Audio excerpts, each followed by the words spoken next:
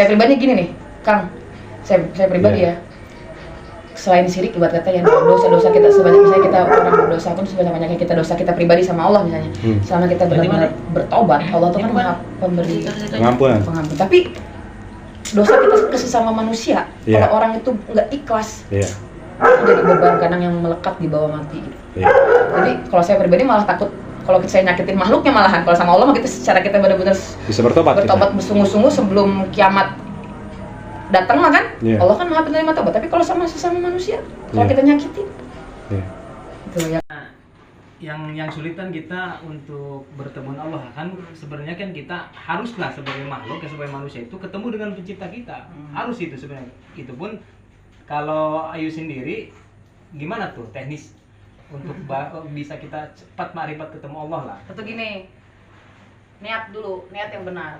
Kan kayak hadis-hadis arba'in kan semua itu berawal dari niat.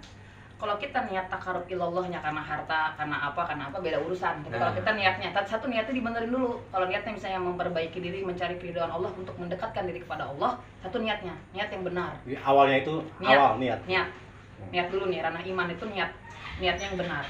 Sesuai sama hadis ya, apapun tergantung niat. Jadi kita mau laku, kalau kita niatnya kemana-kemana ya kita dibalik-balik ke niat. Nah, setelah niat kita ya pastinya harus ngelewatin pasti makom tobat juga, tobat dulu ya kan, tobat gitu kan, maksudnya bisa dengan sholat tobat ya, terserah lah mau sholat tobat setiap sholat isya, perbanyak baca istighfar, tapi terus juga belajar sambil tobat tuh belajar merenungi kesalahan yang sebelumnya dari mulai kemarin yang lagi muhasabah intinya. Muhasabah sampai dia kasarnya kita ngebayangin sampai pas kita masih di dalam kandungan, seolah-olah dalam kandungan ibu kita pun kita bayangin gitu.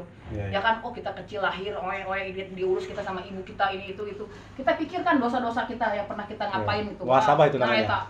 Sampai kita nangis lah bener-bener, sampai jadi tobat yang benar-benar. Kemudian baik kita dosa-dosa kita secara individu, misalnya kita pernah maksiat gitu ya kan, baik sama keluarga, baik sama orang-orang yang pernah kita sakiti, itu kita bertobat sama Allah. Makom tobat tuh. Tobat itu. Jadi satu niat, kedua tobat. Kemudian memperbanyak melakukan amaliyah yang disenangi Allah, misalnya apa? Meringankan beban orang lain, membantu orang. Jadi amal bermanfaat. Bersedekah tapi bukan karena ngarep pahala, tapi bersedekah untuk mencari keridhaan Allah. Jadi kayak gini, jadi niatkan sedekah karena lagi pengen charper. Allah, ya Allah saya cari perhatian engkau nih. Gitu. Jadi ya kata ya waktu mikir untung rugi ya, maksudnya kita benar-benar butuh gitu. Ya Allah, saya ini butuh memperbaiki diri saya ingin sekali dekat denganmu. Ibaratnya kehambaannya itu ditunjukkan dengan ya pokoknya berbuat baik lah, royal lah, berbuat amal, bagi-bagi menyenangkan orang lain lah. Ya pokoknya cari perhatian Allah dengan cara menyenangkan orang lain. Iya benar. Nah setelah itu dilatih juga sih puasa gitu ya kan, maksudnya puasa untuk dibantu juga puasa. Terus dibiasakan ya habis sholat, misalnya habis sholat 5 waktu, habis zikir atau apa, belajar meditasi nafas. Nafas masuk keluar, dia doa, baca Al-Fatihah ya, kirim Al-Fatihah buat diri sendiri. Oh, gimana itu cara kirim Fatihah buat diri sendiri itu? Khususan ila ruhi, nama kita, binnya siapa, kirim Al-Fatihah gitu kan. Kemudian kirim Al-Fatihah buat ya leluhur, buat nabi-nabi, segala mohon hadorat lah dari ini kan. Tapi jangan lupa ya dikirim Al-Fatihah buat diri kita sendiri.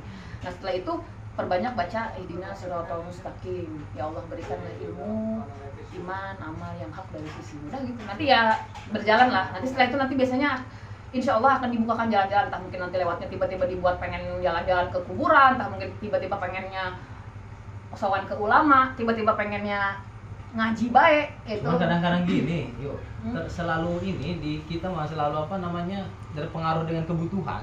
Jadi kadang-kadang kebutuhan kita kadang-kadang jadi ganjalan untuk itu, untuk bagaimana istiqomah kita. Ya jangan kebanyakan ini dulu, jangan kebanyakan berharap. Bukan bahasa berharap. Tadi niatnya harus kuat dulu. Nah itu niat benar sebenarnya. Kalau niatnya belum kuat ya. Dari awalnya fondasinya. Kalau niat belum kuat, ibarat kata hal kecil pun jadi difficulty. Tapi kalau niat udah kuat kan hal berat pun jadi simple gitu. Satu kuatnya niat, istiqomah, ya kan? Istiqomah benar-benar menghamba, benar-benar berusaha, benar-benar merasa tiada berdaya, la haula, benar-benar dengan usaha-usaha yang tadi dengan bacaan juga dengan dengan berbuat amal, cari perhatian Allah, segala lah gitu, yang hal-hal yang itu. Udah, nanti ada jalan lah pastinya gitu. Ya nggak mesti juga harus ke gunung banget, di goa banget, nggak mesti. Sambil jalan aja, sambil tapi niatkan. Jadi makanya kalau Allah itu pasti akan memperkenalkan dirinya kepada hamba-hambanya yang yakin. Iya benar. Kalau nggak yakin ya, kalau nggak teguh nggak yakin ya ngapain? Ya kan masih sama tadi niat ya. Kalau niatnya takarub ilallah karena pengen kekayaan dunia, ya mungkin diberi kekayaan dunia. Tapi kalau misalnya masih bingung, niat awal tadi aja, ya Allah saya ingin memperbaiki diri saya lahir batin, ingin mencari keridhaanmu ya Allah, ya kan, ingin mendekatkan diri kepadamu. Itu ya kalau menurut saya ya salah satu niat yang baik lah untuk kita proses. Jangan kita niatnya pengen ketemu Allah, kita songong namanya. Niatnya kita memperbaiki diri kita, ya kan. Terserah Allah nanti mau memperkenalkan dirinya atau tidak. Kita nggak bisa ngatur Tuhan. Tadi kehambaannya harus disetting gitu. Tapi pembimbing harus ada ya? Ya harus. Ya satunya gini sih, dia bisa sendiri. Tapi tadi kegunaan pembimbing satu bisa juga yang melatih. Kalau kita memang nggak bisa belajar latihan zikir, maksudnya makanya jalan tarekat di rumah juga bisa. Tarekat di rumah tadi yang saya bilang. Tapi misalnya punya waktu lebih bisa masuk tarekat-tarekat yang di organisasi misalnya. Jadi kan nanti la ilaha illallah. Nah, untuk ngebersihin. Tapi kan misalnya nggak ada waktu, di rumah pun bisa. Tadi saya bilang ya Pak, istighfar ya kan, belajar la ilaha illallah. Itu yang bagus juga. Kenapa? La ilaha illallah itu dia yang kenceng sini untuk ngebuang kotoran-kotoran hati. Ke sini ke otak ini kan apa sarang-sarang itu kan jadi itu nggak apa-apa, itu memang untuk itu proses namanya membersihkan, ya kan. Jadi ibadah syariat itu untuk belajar menundukkan jasmani kita, syariat apa namanya tarekat itu untuk membersihkan jalan, nah untuk biar connect ke hakikat gitu ya kan. Tapi nanti saran saya sih kalau pas hakikatnya ya bagusnya juga berguru gitu. Jadi berguru tuh bisa lewat bisa fase pas tarekat, bisa fase pas hakikat. Karena kalau pas hakikat nggak ada gurunya, takutnya tadi ketemu apa nantinya nggak ada teman nggak ada yang menyampaikan. Tapi misalnya belum ketemu pun nggak masalah, misalnya ada teman partner untuk cermin, misalnya sama Kang Yudi saya kemarin ngambil, jadi ada partner, teman penyeimbang namanya. Iya, penyeimbang ya. Meriko ini. Asak meriko. Wah kan nggak, warna mental.